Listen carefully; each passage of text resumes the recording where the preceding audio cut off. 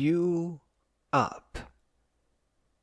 You never really return from adventure, as that is simply not possible. Every honest step forward changes you. In no way in heck are you well without adventure. Each time you pack, you begin feeling better. A single motion towards it helps you recover. Shopping for a backpack is already a new celebration of life. First of all, this thing about being unwell. We are each very dear to the universe, to all the complexity of it all.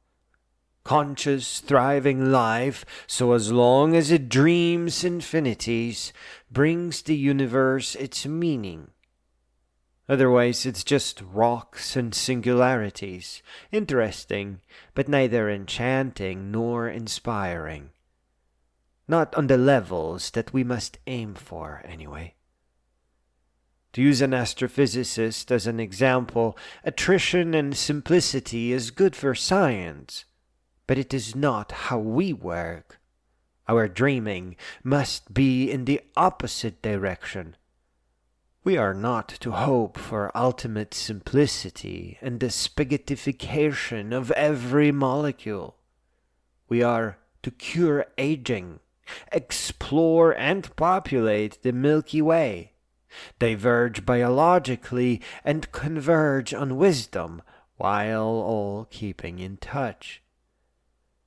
We do not study the fundamental principles to refine the universal constants, but to ride the asteroids for their shields, and panspermia the heck out of every distant habitable planet.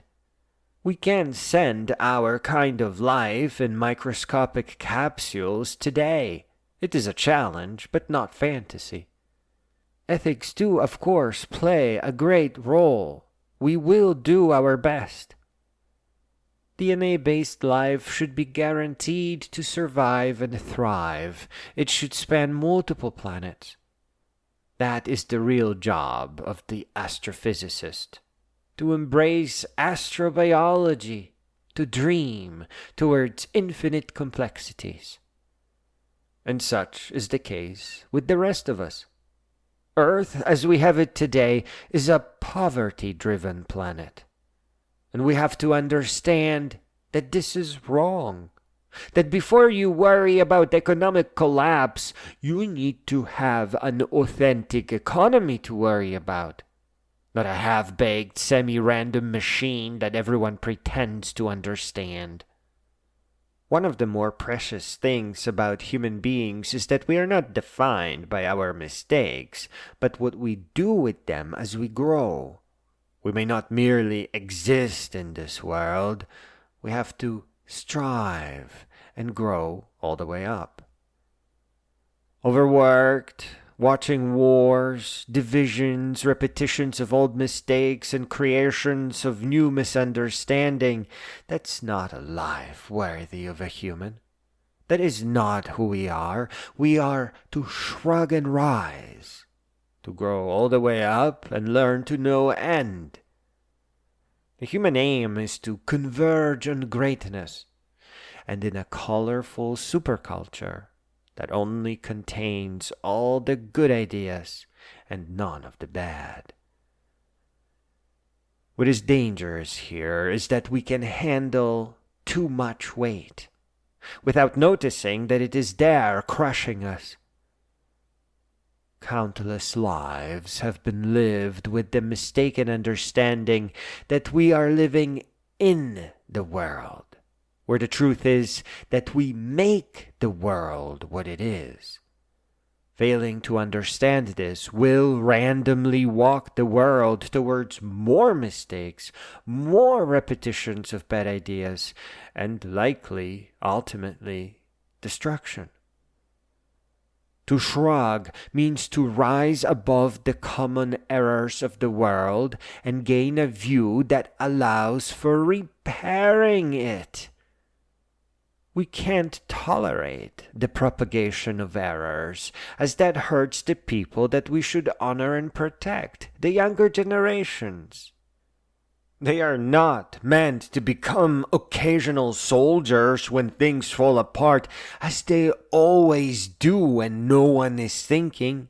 They are not meant to live in a random soup of half-baked economies, and nations driven by fake it until you make it.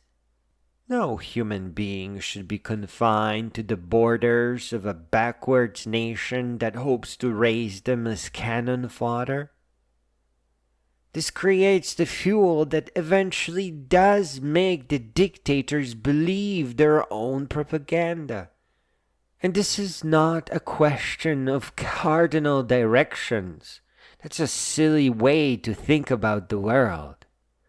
This is a question of the future and the past. Note how science would be less prone to misuse had the world collectively ensured that we all grew up. Scientific advancements become stained not by their inventors, but by those left in the past being intentionally misled and inducing the need for a response. This is exactly what you would expect from false leaders. Desperate lies, desperate manipulations, and desperate promises. At the cost of young people fighting in wars that could have been prevented. Without us doing our job to protect the younger generations, we can't much hope for a meaning to our existence.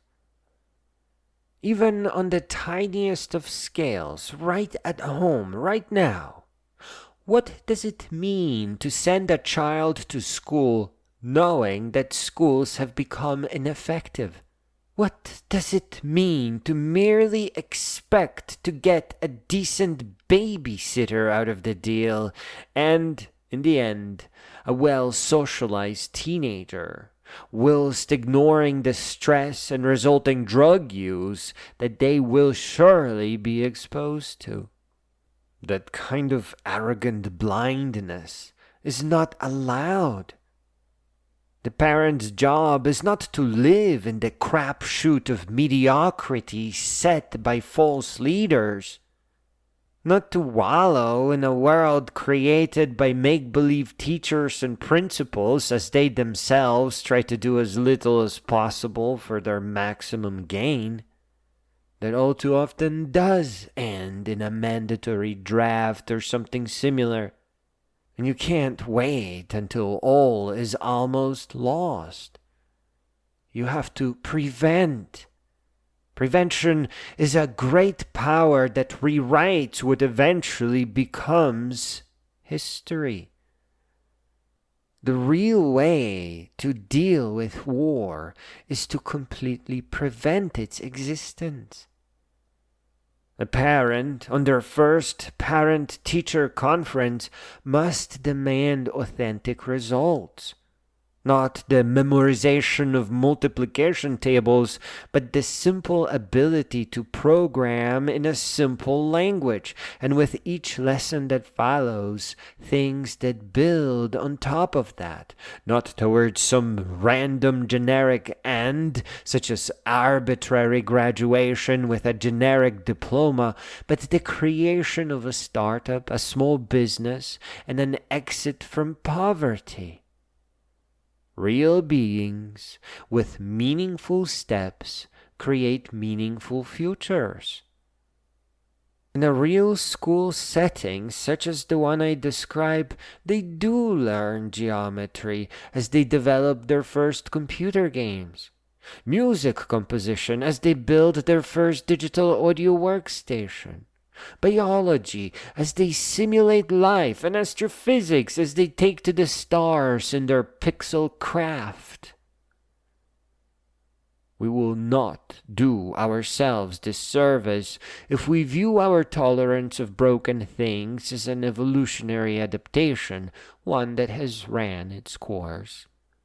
Simply put, the creature that does not blindly listen to their guardian gets eaten.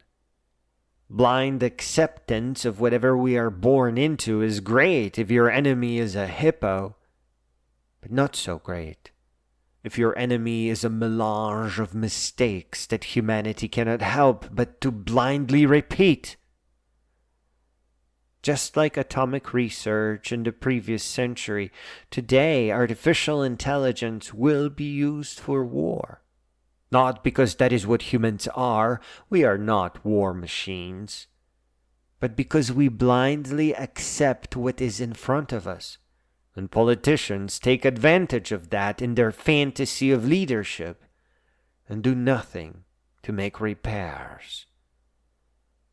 Now listen carefully. There is a solution. Adventure pulls you out of the sleeve that you were born into. It gives you room to learn from clear-thinking, non-religious great beings, to accept your authentic intellectual inheritance. Today, you can ask a computer program to write valid points for both sides of an argument, to understand which is a manipulation, a hallucination, and which is correct. Generations must resume at the places where the greatest beings of previous generations have left off. The sturdiest heights, the most beautiful lives. The real human history is a dance away from simple fantasies and terrible mistakes towards a complex network of wisdom. One that we should each understand and treasure and make our own. On a smaller scale, the wisdom ends our fear. It helps us put tragedies to rest.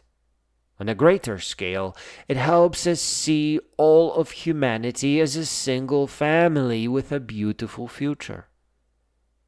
Wisdom helps us see where the mistakes are. It helps us see the parts of the world that are isolated and purposefully kept in the past or warped to create leverage and a feeling of power for tiny little men who were merely born into leadership or who got sucked into power vacuums that then corrupted their already feeble and small minds. The day you light your first evening bonfire out in the middle of some adventure, which you have been pressed into, will loosen its hold over you. The setting sun and your philosophy books will help you begin constructing your own model of the world. It will be imperfect in parts that don't move you, but sharp if not necessary, at the crossroads that do call to you. With the aid of great thinkers and the long hiking trails, you will come undone from the culture that you were merely born into, and become what you really are, what every human being is. An equal citizen of the world, charged to grow in dignity and wisdom, and all the way up until they become a unique great being with a legacy to help others begin where our mistakes and bad ideas are left behind in the past.